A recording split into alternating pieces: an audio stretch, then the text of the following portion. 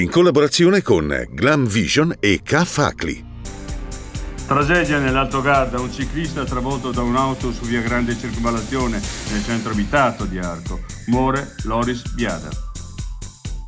Assemblea antirazzista di Trento, ben 230 migranti esclusi dal sistema di accoglienza. La denuncia degli attivisti. La replica del questore. Seguiamo le procedure.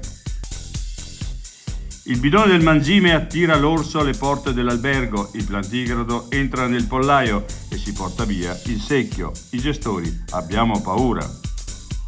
Questa un'altra annata da dimenticare, l'allarme degli apicoltori trentini. A causa del maltempo la produzione di miele sarà praticamente nulla.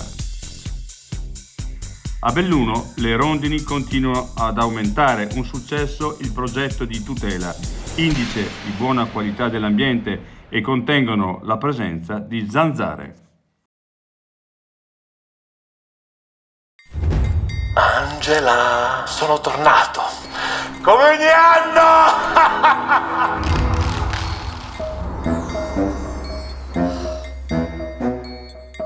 Ti stai divertendo, eh? E io chiamo il K-Facli. No, il K-Facli no. Quando si avvicina l'ora del 7:30, non preoccuparti, c'è il K-Facli. Veloci e affidabili come sempre. Prenota subito il tuo appuntamento su kfacli.it